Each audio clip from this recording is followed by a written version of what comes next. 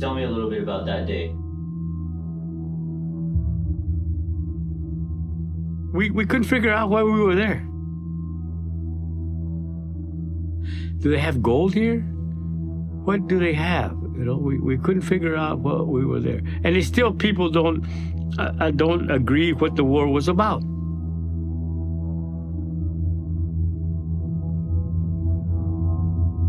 We didn't know the terrain. They always sent us to new terrain, so we didn't know the terrain.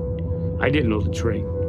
Okay, that's also very bad for us if you're on that side. We ran into the enemy, and we got in a firefight, and it was pretty intense there for a while. And then someone gave me an M79 grenade launcher, and I shot it down at the enemy, and then some other grenades exploded and things going down. But when I shot that grenade launcher, something hit me too, the grenade. I don't know if it was that grenade or another grenade. Boom! Oh, that hurt. Can you imagine somebody putting an ice pick in your eye? Like, oh shit. So I went down. And then I couldn't feel my body anymore. I was just thinking. And I was still religious at the time. I was a Catholic. And I began to pray to God. I said, God, if you let me live, I promise I'll pick cotton free the rest of my life. And I saw myself picking cotton. I was making labor negotiations with God. And I started coming to. And I started thinking about my mother. And then the pain, that's when I started feeling my body again. And the pain was really excruciating. Oh man, it hurt.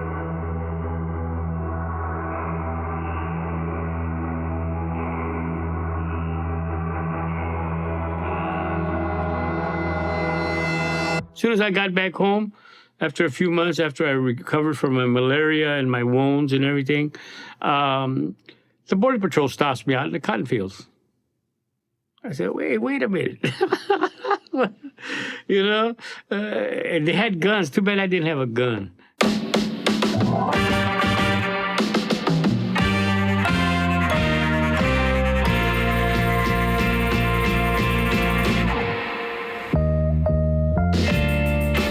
Don't mind the tears you see falling from my eyes.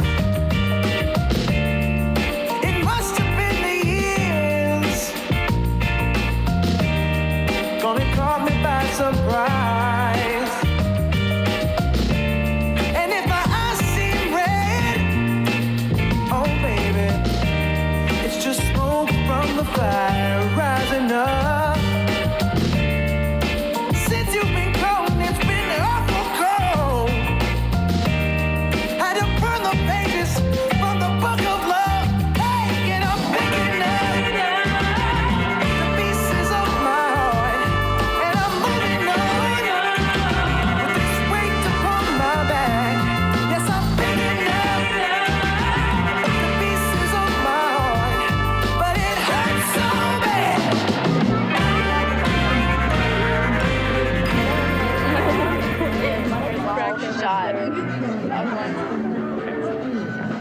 Hi, this is Juan Espinosa again, and this is Barrios Expressions, and we have some young ladies with us today from Union City, Fremont, Hayward area. Can you tell me a little bit about what is Barrios Unidos? Okay, it's a club where we would like to unite all the Chicanos together.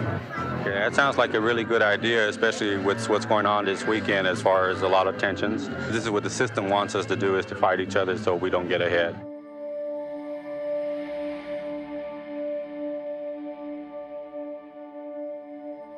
The term Chicano, when that word came out, man, it went into your soul. You know, this is who I am. You know, I am different. We were different.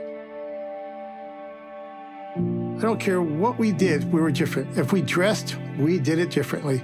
If we had bikes, our bikes were different. Our cars, we did it different. You know, that's just who we were because we were different. To me, Holmes, is like if you don't know that you're Chicano, then you're not. You dig what I'm saying? It's like, hey, if you don't, if you're asking yourself that question, maybe try softball or whatever. I don't know. It's art, it's philosophy, it's religion. They are not identifying as Hispanic, right? Not identifying as Latino. They're identifying as Chicano, as a political statement to say, no, we're not with that European vibe, right? We're gonna go back to our indigenous, where we come from here on this continent. I just want to say something on behalf of the people that do wear them type of clothes. Don't make no difference what you wear in this country. You're just judging a person right then and there. There's people behind these clothes that have a good heart. One bad apple can't spoil the whole bunch. I hope it may be said 100 years from now that by working together, we help to make our country more just. I believe that at least it will be said that we tried.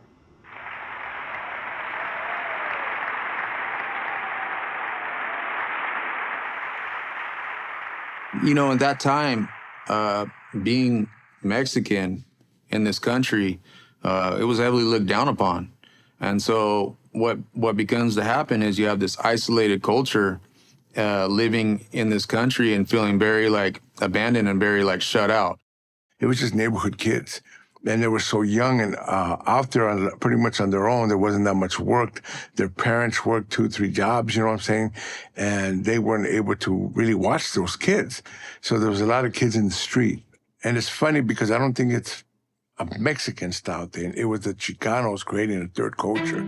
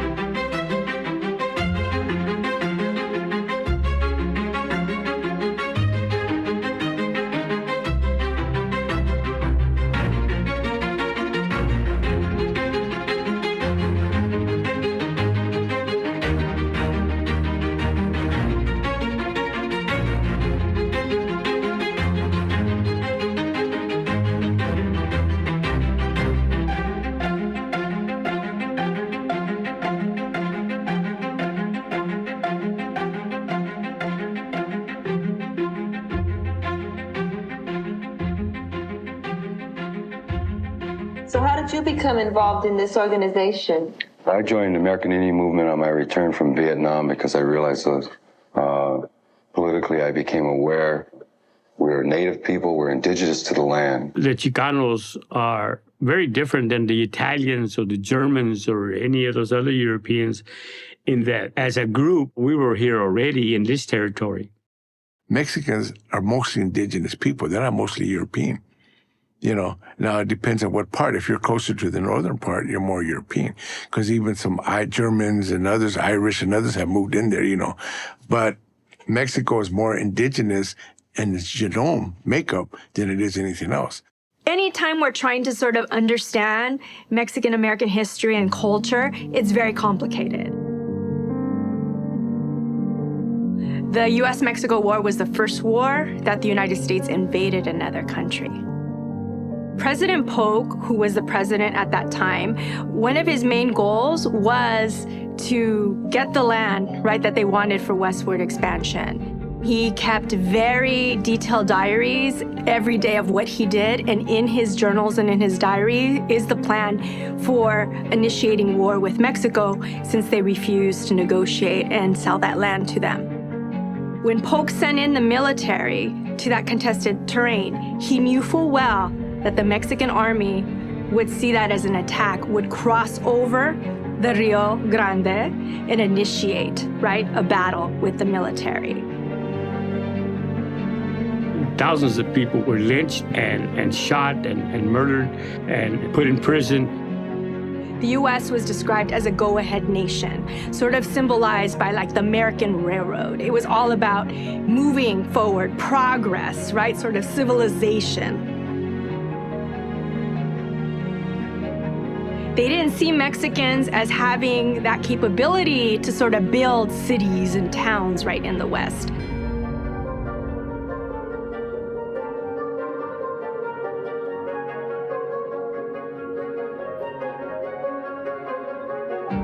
Mexicans learn about this war because they were occupied. They call it the Second Conquest. That's very telling, right? We don't learn about this war because it mostly happened in another territory.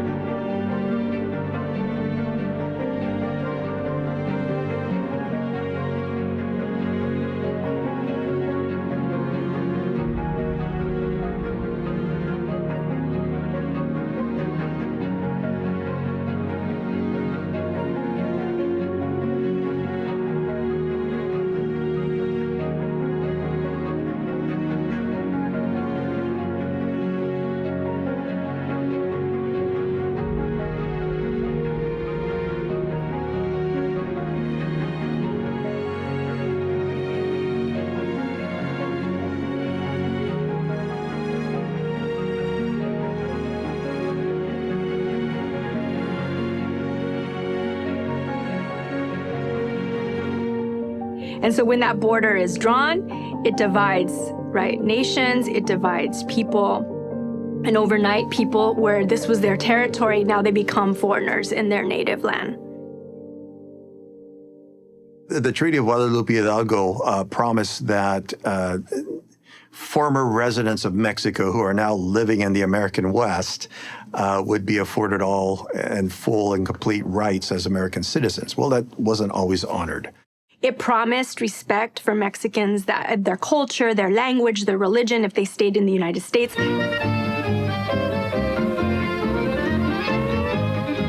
Hey, somebody's shooting. No. Why, there too. I heard them. Sound like it's over to the dam. Let's get going. Today, you know, in the 21st century, we think about the American cowboys, the quintessential American.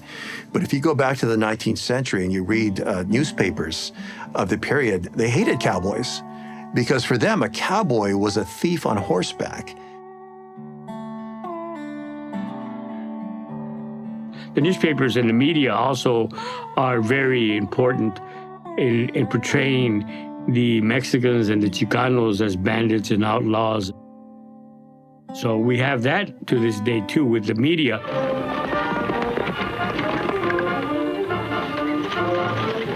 better get out of here. No, wait.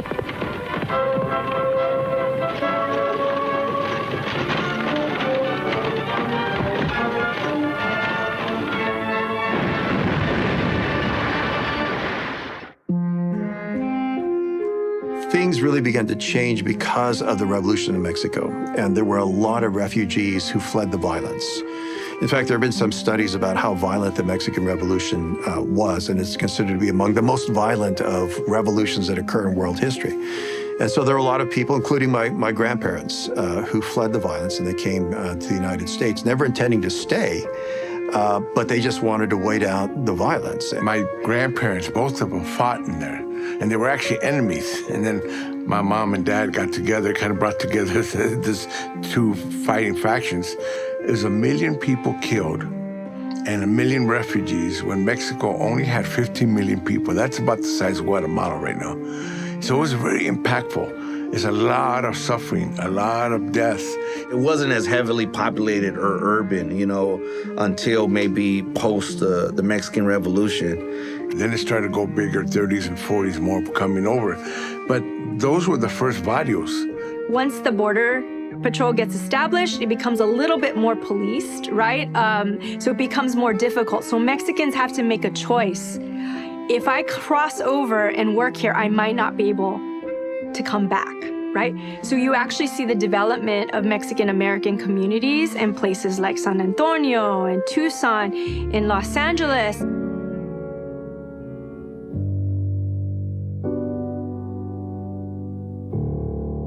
So today in the 21st century, we're largely color conscious when we think about race, right? And so when we invoke the terms of race, we think it has everything to do with skin color, right? It has a lot to do with prejudices that already exist about your place of origin, about your accent, about just all these ideas about what it meant to be Irish or to be meant to be Jewish or Italian, or, I mean, the list goes on and on. They're all thrown together in these segregated neighborhoods. That's what makes things really interesting when you start studying the social dynamics, is you have white working class kids living right next to Mexican Americans and African Americans as well, because that kind of ghettoization is where all the racialized individuals went. And it was, again, it was more than just color. We have to understand and accept that it's not like today, whereas today if we see Irish people, we see Italian people, we think of them all as white. This was not the case back in the day. You know, Italians and Irish, Jews, Russians, they also had their little share of discrimination because they were non-Anglo. They were forced to live in these areas. They had nothing to do. They couldn't go to the parks. They couldn't go to the movies. They weren't allowed to. You know, Mexicans weren't allowed to go to those places, so they had nothing to do but hang out on the corner. Gangs is a later phenomenon, but what happened is these young people would gather, and sometimes they would play in, they would have clubs. Whenever you get groups of people, they tend to form these little cliques. It could be a varsity football team that likes to go out and beat up another football team, you know? With my neighborhood, it was a football team. And then after that, there's another football team. So one football team starts fighting another, right? And that becomes a fight. And after that, it becomes where, hey, those guys are from here, we're from here, and they become a gang. Our West Coast became a potential combat zone. Living in that zone were more than 100,000 persons of Japanese ancestry, 2/3 of them American citizens, 1/3 aliens. Well, Pachuco was something, you know, with these Mexican Americans that like to be a little rebellious. They wore the zoot suit, which was frowned upon because of, you know, war rationing. They wore more fabric than they needed. El Paso is where it was formulated into an example of a label for Mexicans who dressed differently, who spoke differently. Pachuco actually comes from El Paso because the Mexicans were coming through El Paso more than any place. El Paso was the big opening. So the Zoot Suiters were an interesting combination of street, urban, Mexican slang and talk. It was really de calor. They talked that different Spanish. The slang was very elaborate.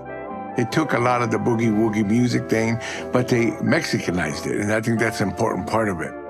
What Pachucos came to represent was anti-American.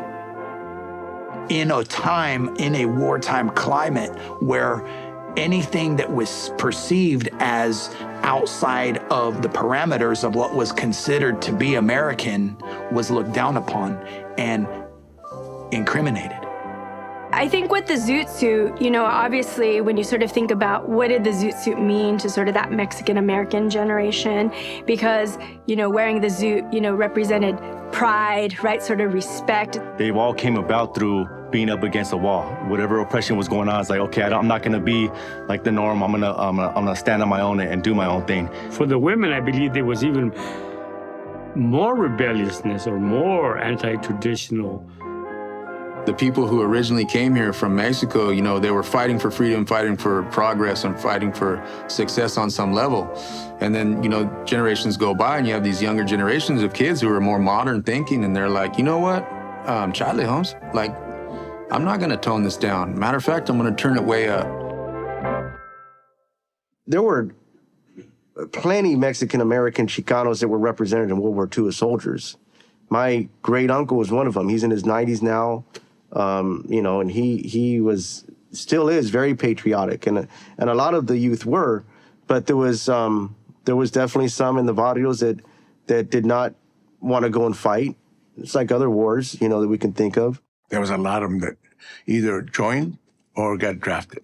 Mexican population was pretty much decimated by the war. People were fighting. The ones that stayed were generally the women, like the other communities that worked in the industry to help the war effort.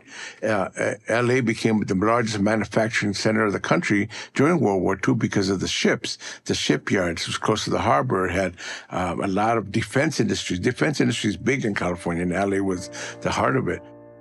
The interesting thing is that while the Chicanos were fighting the sailors here in Los Angeles, their brothers were fighting a war for democracy somewhere else, supposedly. So, you know, there's a big contradiction there.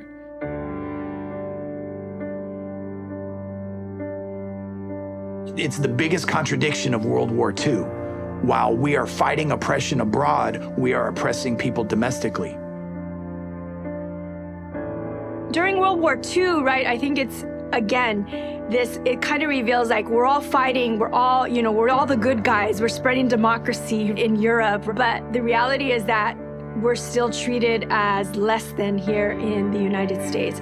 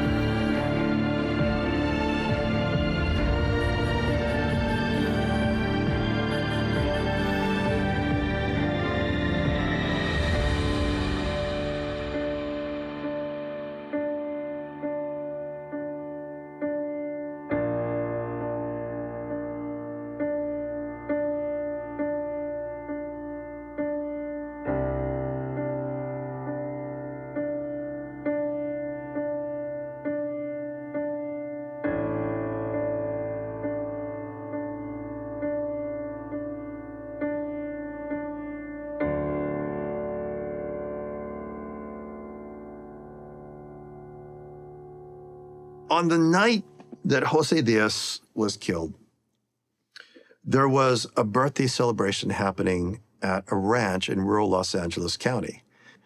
And they had a reservoir. They had a couple reservoirs, but the largest one, local kids would use as a swimming pool because, again, because of segregation, you couldn't go down to the local swimming pool and swim. There was a party that night, a birthday party. Some uninvited guests came. There was a group of Russian immigrant kids from Downey that crashed the party, the birthday party. They want beer, they want to join the party. They get thrown out. They're driving down the road to get out of Williams Ranch, and they happen to pass by Sleepy Lagoon, where there's a couple couples from 38th Street that are there. Words are exchanged, and a fight breaks out between the Downey boys and the young men and women who are parked around the reservoir. The 38th Streeters go back to their neighborhood, come back in a few carloads, and no one's at the Sleepy Lagoon anymore. It's quiet. Downey boys are now long gone, but they're looking for them. And somebody says, well, maybe they're still at the party up the road. And so that's when 38th Street kids then go up to the party.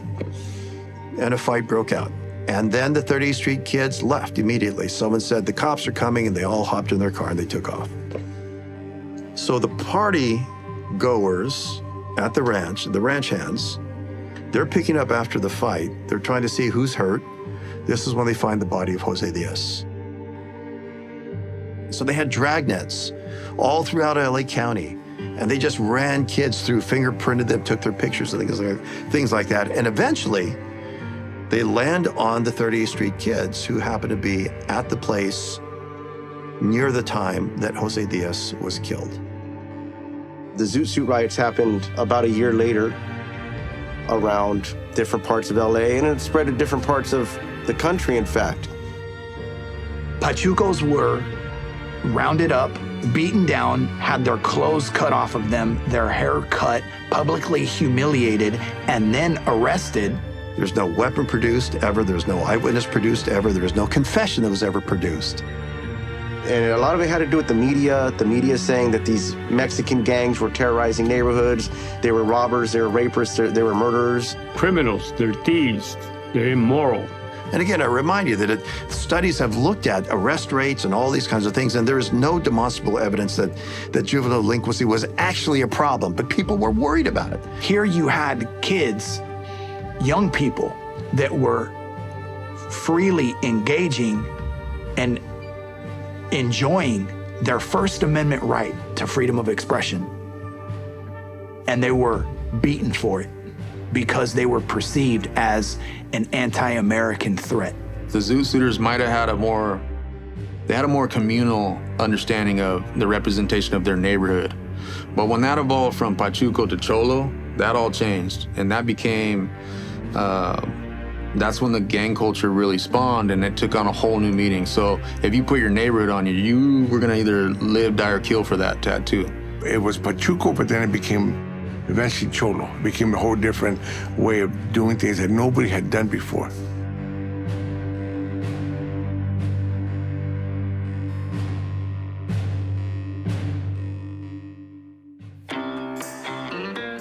After World War II, technology had changed. So black folks, they went from doing jazz and swing to doing rock and roll, to doing doo-wop. The reason why black people and Mexicans interacted and started taking from each other was because they're living close. A lot of people argue about the origins of lowriding. What we can agree upon is that lowriding begins in the Mexican-American experience in the southwestern part of the United States. Now remember, during World War II, Detroit is not making new cars, right? Because Detroit has shifted to wartime production. So after the war, right, returning veterans, they get a little bit of money to buy cars, right?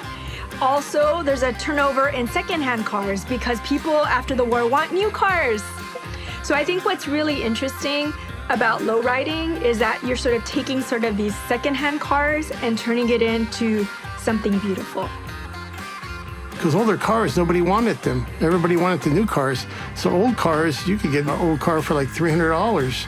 And we would just modify them a little, put rims, lower them down. And the hydraulics came because we used to lower these cars because it was just cool.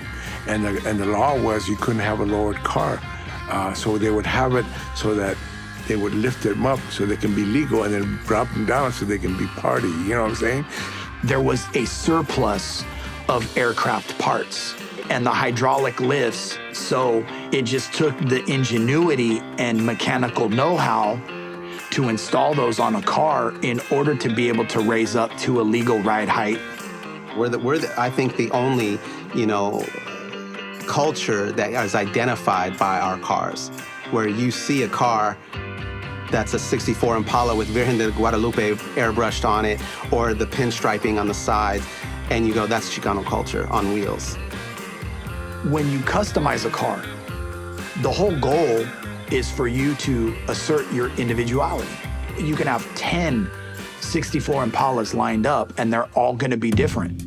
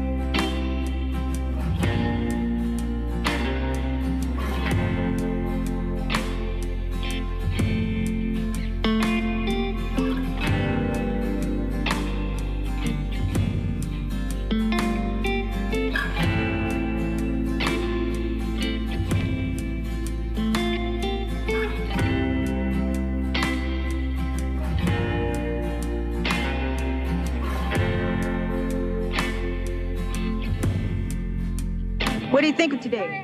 What do I think of today? Yeah. It's pretty feed me right now. And who's this right here? It's Juanita. Juanita, what do you think is happening today? It's pretty live. Yeah? Well, what are you doing out here? Checking out the cars? Checking out the guys. Checking out the guys. All right, okay. You're tuned to Community Access Television Channel 3, serving San Leandro, San Lorenzo, and Hayward. Hello, thank you for tuning into Barrio Expressions, and tonight we have some information for you. Men are cool with us. They accept us. There's a lot of men that they congratulate us. They're happy for us. They're proud of us. And then there's the men that are quiet. You know, they kind of just like look at us like, you know, they give us the looks. I think what we're thinking about, whether it be hot rods or lowriders, is how the car, particularly for men, right, becomes a way to express. To me, the candy paint, the pinstriping, that's all just, it takes time and effort and detail, you mean? Those cars, you can't drive that fast. back then, you know? They're on 13-inch rims. The suspension's cut and it has hydraulics, like they're swaying all over the place. I think that we've always done things our way. So car customization is just one of the variables in the equation. Lowriding is an artistic and linguistic expression, and by default, it's political. If you follow the lifestyle and you're one of us, you are one, man. We don't look at you as color, you know? And we never did see him as color. My homeboy, my black homeboy, or my white homeboy, that was my homeboy regardless, you know? I didn't see him as a color. So we used to have 2 or 3 homeboys that were white, that were just homies. We never saw them as white. They talked Pachuco too, Cholo. They talked the Galo, you know, they talked our style. I've seen a lot of car events, lowrider events, where there was a lot of black and brown, and everybody had nothing but love for each other. Anytime you key in solely on race, you miss, you know, the big picture. You know, it's a very narrow view. Johnny Marvin is now in the hands of the law. This is the first time he's been caught, but his delinquent tendencies began long before in the conflicts of an unhappy home and in the hangout of the gang which was his refuge. When I worked in East LA, I wound up in the gang unit because I love working gangs. So then I went to Compton. I got to work my own neighborhood, Willowbrook, and I got known for being the guy who works gangs. I used to describe what I did as a police officer as being the referee at an incredibly violent hockey game. I came from Compton. I came from a very poor neighborhood. Some of my best friends became gang members. They became prison gang members. That could have been me. If circumstances were different, maybe I could have been one of them.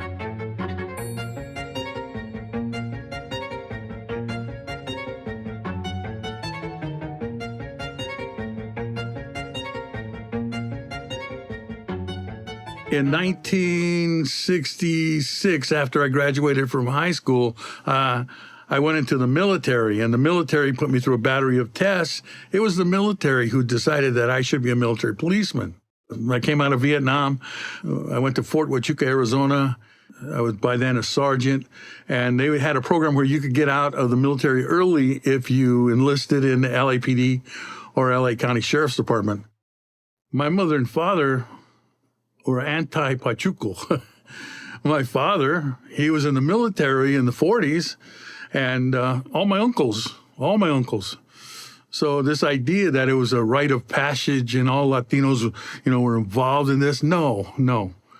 90% of the Latinos in the communities I know, they joined the Army, they got jobs, they went to school, things like that. Some of the young people are doing bad things, but most of them are not. They're just grouping together. But eventually, if the police start messing with you and start detaining you, holding you for little things, eventually you start getting records, and pretty soon you become in the gang. Chicano culture, it came from youth. We have to understand that those Pachucos, they weren't like grown men and women, you know. They were kids, you know, so it came from kids. If you were there at that time and you asked my uncles or my father, they're panderos. They're... my grandma called them marihuanos. You know, don't hang around with those pieces of trash. By the way, the zoot suit is a open sign of rebellion against the United States. Did everyone walk around, you know, orderly, you know, this kind? No, they didn't. There's no evidence. As a matter of fact, the play Zoot Suit, which revolves around the 30th Street kids, they didn't speak Galo. They didn't speak Spanish. These were Americanized Mexican Americans.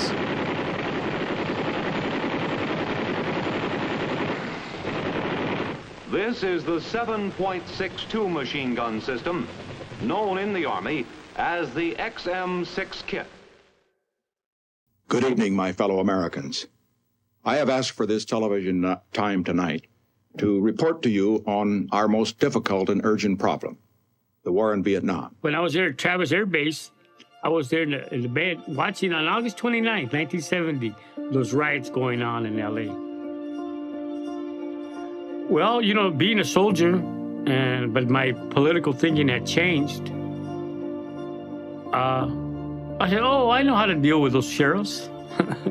I know how to deal with them. Yeah, just give me a gun. I changed. The war's at home. Now the war's here, and these people are attacking our people. So it's my duty to attack them. That was what I was thinking as a soldier.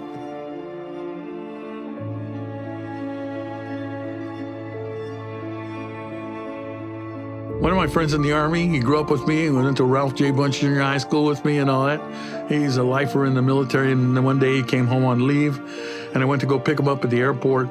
And when he got in the car, I tell him, hey, Johnny, I got a 9mm on my side, I got a 45 under my seat, and there's a 380 on my right leg, and there's a 38 in the glove box. And he looks at me and goes, Richard, you're paranoid. I was, right? I was ready for that fight. If it was gonna come, I was gonna be ready.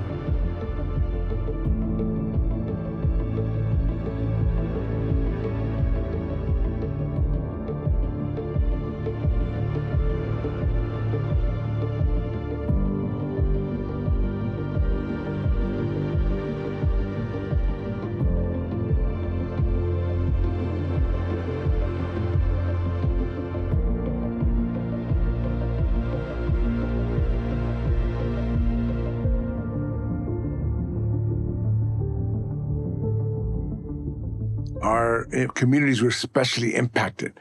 Poor white as well. Working class people were getting really hit with Vietnam. Vietnam was the war that brought more conscience, I think, to those issues than any other war. You know, to me, especially as a Vietnam veteran, it's difficult for someone to admit that they fought for nothing. We fought for nothing, and we lost. And we lost a lot of people, and the Vietnamese lost a lot of people. 3 million people. Forget about them.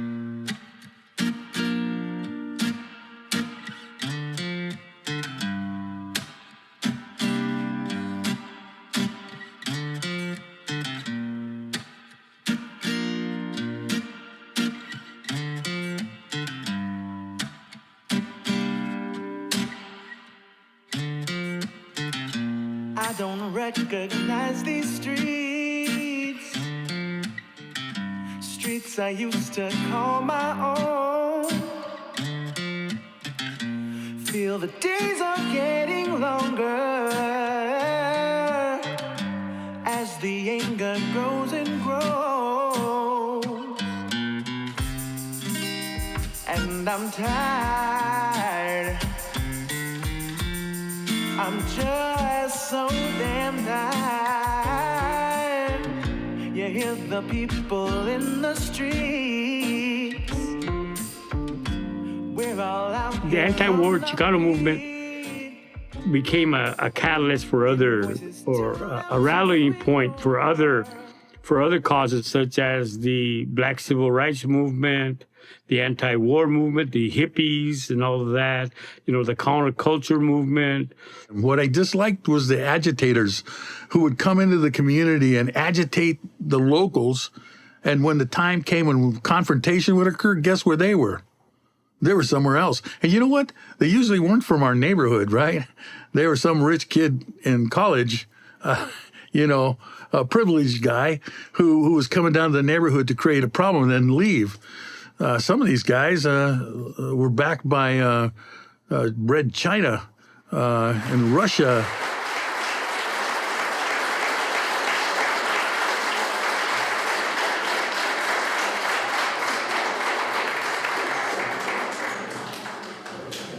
So we're building that conference, and we're also hoping to invite all of you to come on Sunday at 3 p.m. at the corner of Clifton and Sherman at the George I. Sanchez Center. And again, I remind you that most of us will have to think about what this means, because it is true. I feel very much that they do not know the difference. They don't see different thing when they look at Mexicano or Chicano. They see the same thing. And these two things are integrally tied together. In the 60s and 70s, there was a very clear distinction between Mexican Americans and Chicanos. Chicanos were those who self-consciously embraced a politicized agenda and identity. And we made a very clear line between us Chicano and those Mexican Americans. I would say Chicano was a term that was used a lot in my household. My pops, growing up in that era, I would say, being real young in the 60s. To me, growing up, Chicano and Mexicano, I didn't even know there were two different words. We used them interchangeably. Okay, but then it became politicized. Chicanos, the term was already used in the streets. And I know even when I was growing up in Watts and eventually the East Side, the San Gabriel Valley, before the Chicano movement, we were calling each other Chicanos. For me, Chicano growing up meant being two things at the same time and not enough of either one. Born in America with Mexican parts, right? So we're trying to be American, but we have this big influence of Mexico and our heritage, our relatives, trying to combine the two. I think now that we have social media is now you see how many homies really aren't Mexican. When I met my wife, she didn't know I was from Central America. I think she found out after we got married. or she found out maybe a few years after we actually were together. I consider myself Chicano, and there's nobody going to tell me different. If I would have never came out and said, hey, I'm from Honduras, you would assume, yeah, Gil's Mexican. There's a lot of us out there, but it's not that I'm trying to be Mexican. It's not that I'm trying to be anything else. I'm a guy from North Hollywood that, considers himself Chicano because that's what I am. What do you think about police who say that if you wear tattoos that you're a potential gang member? False. False statement. Because a lot of people that have tattoos don't belong to no gang. I don't think you should be like you put in a different group because you got tattoos. There's a lot of people that have tattoos. My father has tattoos. He's 50 years old. Does that make him a gang member? No. This one's no. I think that was like one of the strongest ways that they could say, no, look at me, and I'm not gonna go and hide, and I am proud of, because I remember getting my last name on my back when I was a kid. That was the first tat I got. And I went to school the next day and I wore a slingshot. I wouldn't even wear a t-shirt because I wanted everybody to see that tat, Holmes. And, the homeboys are like, orale, Chooks, you got tatted, homie, that's firme. But I saw teachers and other people and they looked down their nose at that marking on my back that meant so much to me. And I just remember thinking, you know what? I don't care, man. Like this emblem, this badge of armor that I'm wearing right now, it's way, way, way more magnetic and powerful to me than their opinion of what they think I am. I was brought up as a Catholic because of my grandmother, as a child. So it's always has a meaning to me. My religion is who I am, and culture. And I guess family, that's who you love, that's the closest thing to you. Your ethnicity, your family, or your culture. And these are the things that will never change. And these are like the core of our representation when it comes to tattooing. If you look at any true vato from that lifestyle, look at the image they wear. They're all similar.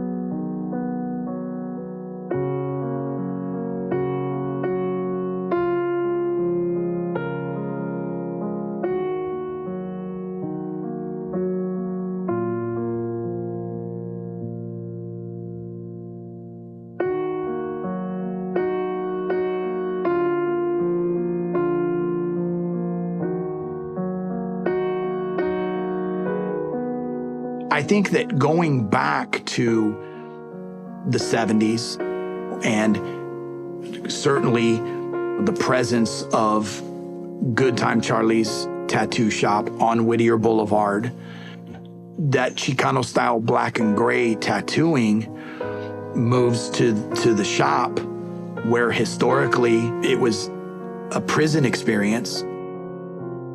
The plaqueazos, the graffiti. Chicanos have a very distinct style of graffiti. It wasn't just tagging.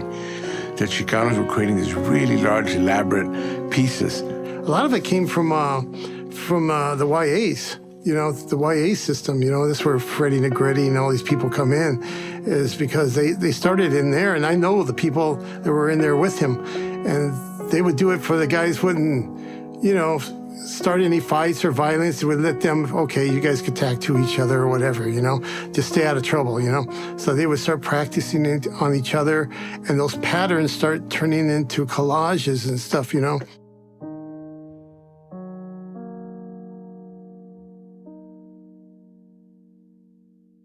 I'll never live this down. My peers are going to kill me. Okay, working in a prison is... Okay, let's take a beat for 2 seconds. Okay. Working in a prison is not always what people think or what the community thinks. We like to have the community come and tour the prison so they don't have the idea that we are the old stereotype James Cagney type prison guards. We're professionals. Well, all the traditional gang dress from the 60s and 70s all came out of prison. So like even you said, a shirt folded neatly over the arm, the white T-shirt, the khakis, the white tennis shoes, all that stuff was county issue or state issue. So guy walking down the street who deliberately was dressing in that way was telling everybody, hey, I just got out of jail, or I got out of the joint.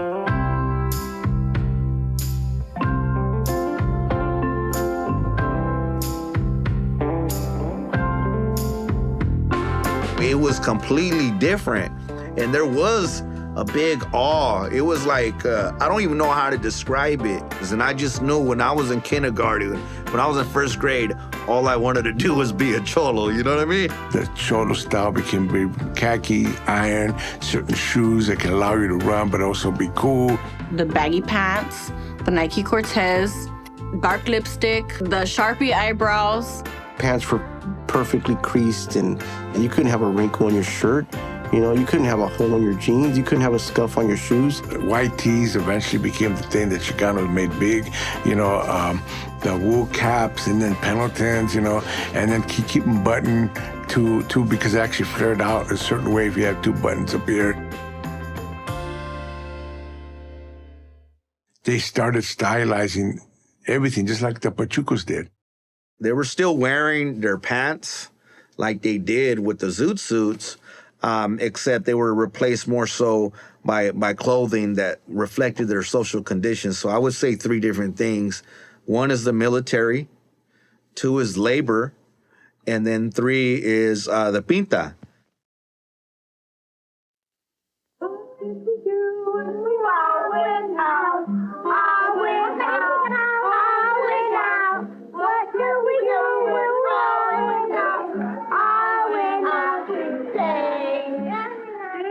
I ran a teen center program in Willowbrook for troubled kids under the Catholic Youth Organization in the War on Poverty. So if you would have saw me then, you would say he's an activist, a liberal, a Chicano, right? That's what I was. But when you become a policeman, you get to see things from the other side.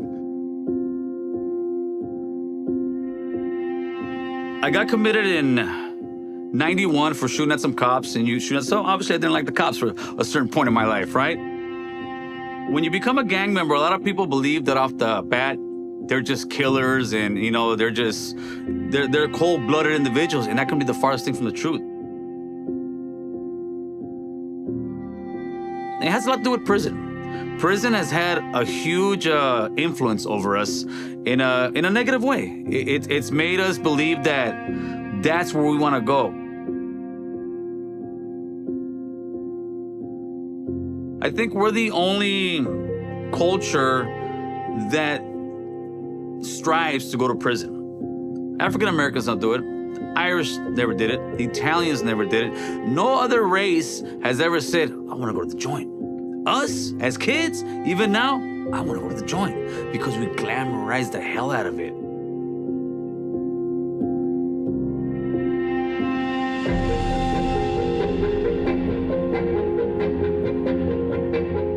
Why do you think the cops are doing this? Basically, I don't think they like too many Chicanos crowded around at one time. So they see that and then they get afraid. They're afraid that we're all congregating in one. See, we don't have adequate facilities down here for the youth around this neighborhood. I think it would be a good idea if they can get some money together to provide for them, to have some place to go so they will stay off the streets, like a little clubhouse. There's plenty of vacant buildings around here which can be leased out, you know, on the government funds or what have you, and put the money to use, you know, rather than take it from us and not use it for nuclear weapons or whatever, you know. Use it for the community, you know, use it for the kids so they can have some place to go, so they don't hang around like they always are, and then they won't be harassed.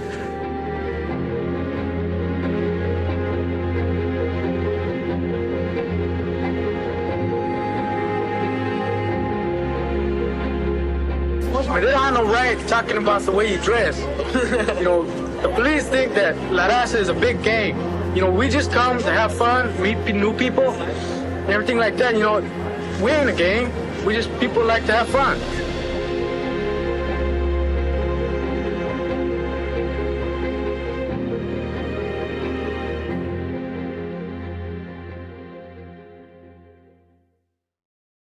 Nicholas Rosenberg here, punching back. I'm a private criminal defense attorney in the Los Angeles and Southern California area. I'm considered to be a certified specialist in criminal law, and I tend to do a lot of cases with gang allegations and serious and violent felonies. There's a lot of racial profiling that happens around the gangs, and if you see somebody, you know, 5'8", 20-year-old, HMA, bald head, big white t-shirt, baggy pants, then someone's going to say, hey, I think that guy might be a gangster, so law enforcement can initiate contact with that person. Well, you know, everybody profiles. We see a car, it's driving erratically, it's got a busted taillight, you know, then we pull the car over, but we didn't profile whether he was black or white or Hispanic. We profiled the car and the way it acted. To just blame police officers for all our issues? No. At this point in time, we already know. You're going to sell drugs? You're going to go to jail, homie. You're going to carry a gun? You're going to go to jail, homie. You're going to shoot and kill somebody? You're going to go to jail, homie. You're going to try to pull a gun on a cop? You're going to get shot. It's like, these are basic gang banging 101 rules, homie. You're going to do this stupid shit's going to happen to you. But it seems like society is so woke. Streets ain't woke. You're going to get shot and killed. When they first started those gang injunctions, I said, no, that's not good. That's not a good thing. Everybody got mad at me and they said, oh, well, these injunctions are working. I said, if you tell a gang member that he can't associate with other gang members, who's he going to associate with? Rival gang members? If he can't hang out with his cousin, if he can't make a phone call, if he can't live in his own neighborhood. A gang injunction is basically a civil public nuisance order, and it's designed to prevent them from associating together. It can prevent them from wearing clothes, for example, Dallas Cowboy jersey. It can impose a curfew on, quote, known gang members, and it really can be disruptive to the community because you might have a cousin or a family member who's also served the gang injunction, and now you can't associate with that person. Once that gang injunction went into place, you can kind of tell it became more like a patrolled state environment. You mean a lot of homies started dwindling down. They were getting incarcerated for hanging out with each other. And I'm talking about cousins and brothers and siblings, family. Another thing I didn't like that we were doing was called gang sweeps. You know, you go into a neighborhood and you find out everybody that has a warrant or suspect in something, and then you arrest 200 gang members and you seize 500 guns. Those things are not effective. That's a Band-Aid. That's a for show for the 5 o'clock news. But that doesn't really affect a gang member. What affects the gang members is when you catch the guy who actually did the shooting. You bring him before the court and he gets sentenced and goes to jail. Then the neighborhood knows they're not just picking on us because we're Hispanic. I think I went to prison at a time when even a lot of prisoners that, you know, that's their home at the end of the day. You know, they've been in there for a long time, some of the OGs.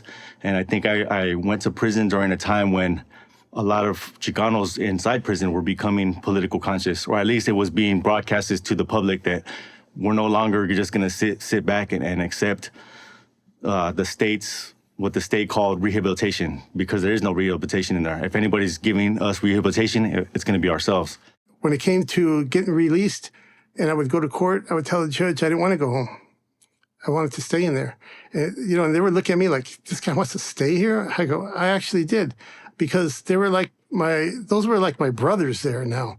You know what I mean? I had a bond with these guys, Typically, when somebody's incarcerated in a prison environment where everyone else is already convicted, if they're offered the opportunity for rehabilitation, then their likelihood of reoffending goes down. What are they going to do when they're out of prison? How are you going to help them? How are you going to give them the knowledge and the skills and whatever they need to make it? I think most of these guys, and I've talked to a lot of them, thousands and thousands of guys in prison, want help. They just can't get it. I'm sitting on the beach in Corona del Mar Beach, my favorite one, in between Laguna and Newport Beach. I have my little cooler with my Chardonnay.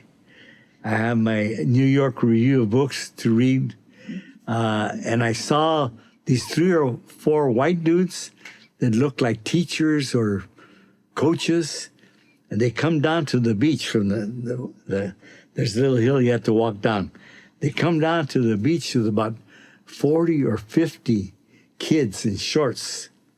Most of them were Mexican.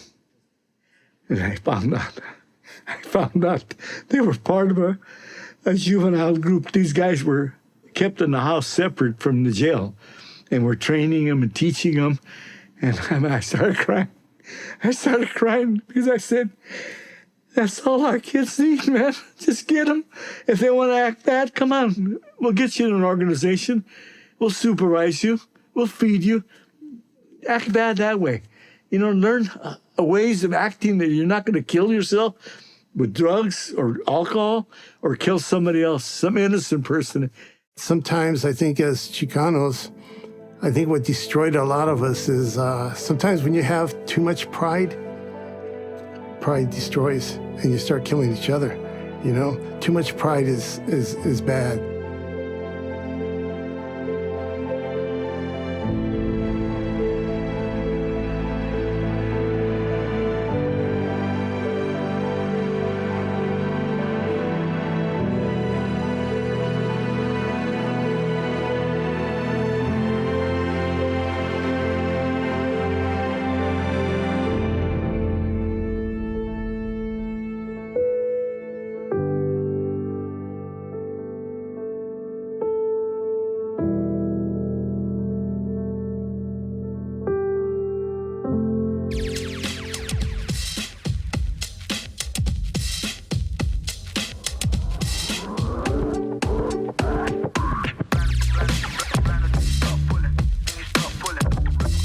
Hip-hop, by the way, was always black and brown.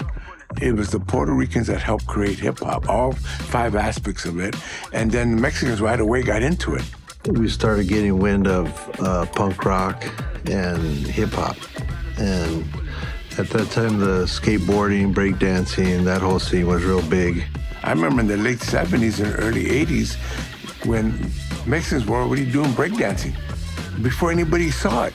Nobody did breakdancing in LA except Mexicans. It wasn't even black people.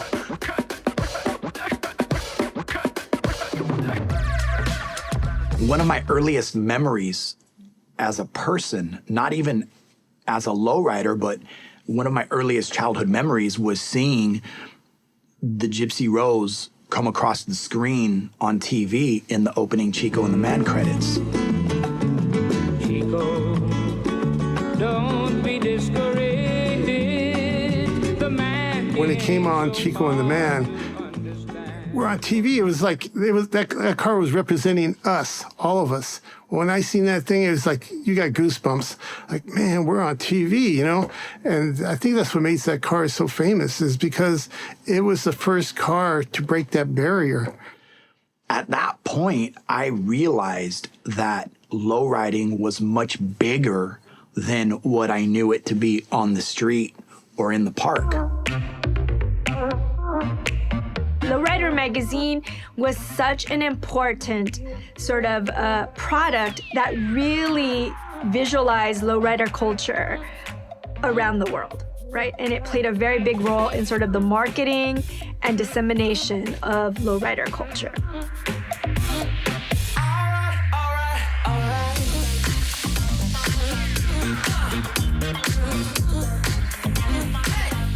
You know, they took something that was there and they innovated and they looked at it with a different perspective.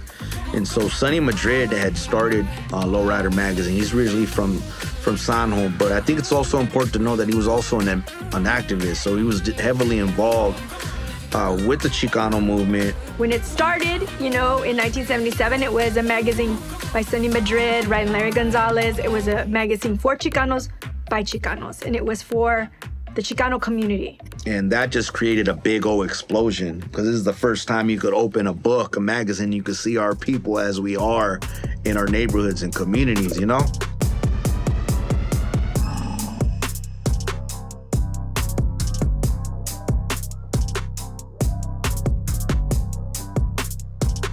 The onset of gangster rap in the 90s, you know, and that's where we really see like the global exposure to lowriding was through the channels of the early 90s gangster rap videos.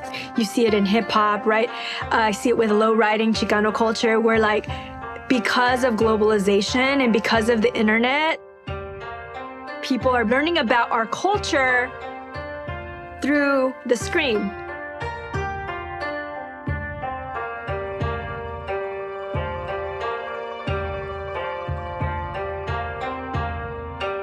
I tell you, when I was in Japan, and you know, there's a big Cholo lowriding culture there. It's a subculture. I was very amazed how respectful the Japanese were, because part of me was saying, oh, they're appropriating our culture. You know, part of me is like, hey, you know, they're using us. I didn't get that. They totally love the culture, and they give it props. They say, this is Chicano. A lot of people take the culture and don't say that. And so they said this, and they really emulated it so good. They followed it. And so I began to respect them for respecting us.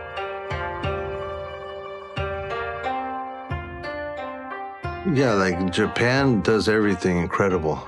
Like anything like artistically or technically, you know, they're like masters. When they jump into a culture, they go 100% in. Does one sole group have ownership over lowriding? That in and of itself is debatable, right? So, you know, it's like when I talk about lowriding in Japan, and people that don't know any better go, lowriding in Japan, that's crazy. I'm like, is it? What about a little white kid in suburban America who's taking karate lessons, who's counting in Japanese? Is that crazy? But one thing I noticed, they were all into the culture, beautiful, tattoos and everything, but they're not gangster. They're not killing each other. And I'm saying they kind of picked up the beauty of it and not picked up the ugliness. So, any of you have any questions about barrio warfare, about the conference that's going to be taking place this Saturday at Mission High School in San Francisco? Feel free to give us a call at 785-4917. The thing that worries me, though, is the barrio warfare. You know, like, I'm a gringo, and it kind of worries me, because I'm in the south end of Hayward, and I know you're hip, but what about all the other dudes that's riding around, you know, looking for some happenings, you know, some action? Okay, before anybody keeps calling, I want to make some points clear. There's a lot of youths, there's a lot of raza that are being murdered. We got to stop. We got to stop and realize that those persons, regardless of their color, regardless of their race, are human beings. There still are a lot of us who live that lifestyle, and I've seen my share of war, and I'm over it. I've been over it, Holmes. Aggression, anger, and violence on any level. Hey, Holmes, I am a retired tough guy, for reals. You know what I mean? I did all that. But to me, the strongest gesture I can make in this point in my life is to totally move in a different direction, because it solves nothing and never did and never will.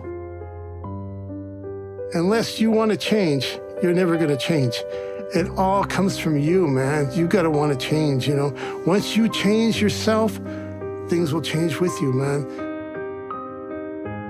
Hey, homie, I was wrong. I'm still on my hood, but now when I see the homies, instead of, trying to give them a strap, I try to give them some advice, work, get a holly, do this. This is gangster, homie. People get upset at me sometimes. That's just being a man. That's maybe to you, but I'm trying to change the narrative. Being gangster now is going to work, taking care of your family, putting food on the plate, man, putting a roof on top of the kid's head. We have a beautiful culture. Spanish, Indian, it's a beautiful culture. But they didn't want us to be gangsters. That's not what they wanted, right? They built Los Angeles. Anybody can go down to the placita and look under that big tree at the plaque of the founding families that founded Los Angeles. There they are. Their names are there. That's the kind of people we want to be, making life better. And they were mestizos. They were Spaniards, they were Indians, mulattoes, whatever they were, but they all worked together. And we founded Los Angeles, and it became a great city. We need that. We need that again.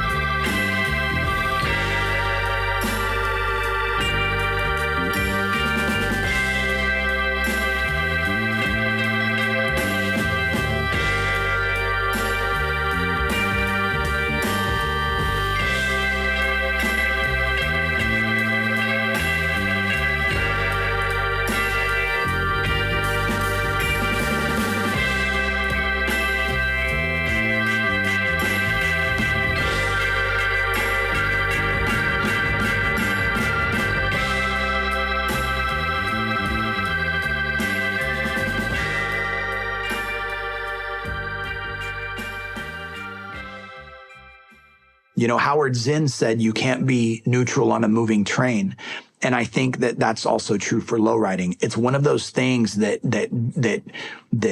elicits a reaction one way or the other. It's tough to kind of just be like, yeah, you know, use it for commercials, use it to look cute, because, you know, it means a lot more to certain people. And, you know, but then me, I just feel like, you know what, though? At the end of the day, are we there still? Let's make the best of it. Well, you know, culture changes. Culture changes, you know. That's, I wouldn't say it's not necessarily good or bad, but we just have to understand why and how it's changing.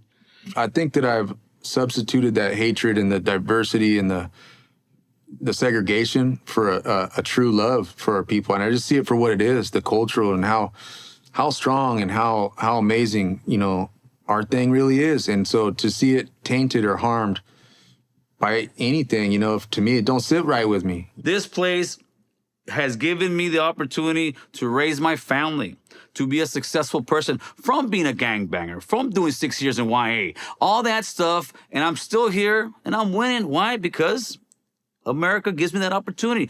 America's not gonna just hand it to you. You gotta work for it. We all swim in this economic, political, cultural matrix that is America. You can't separate yourself from that. And I think over time, it became clear that those dreams of kind of creating our own autonomy is just not doable. And so what you're left with is then are the aesthetics, because that is doable. That you can do. All that being said, those were all good times. Even the negative times, you know? Like, they made cool stories now, you know? As much as I don't think Pachucos were a good thing, you got to admit, it was cool.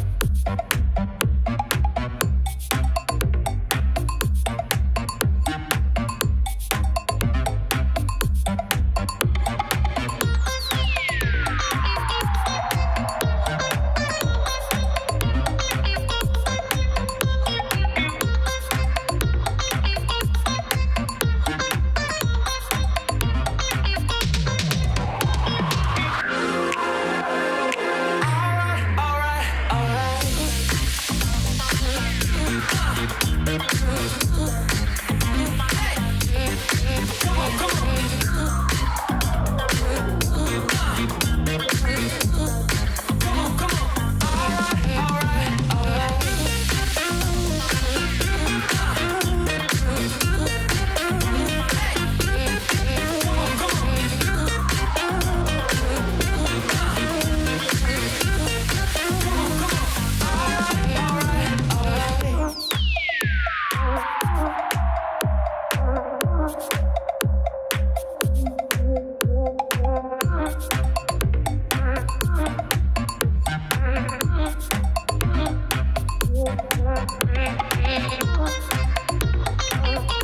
you.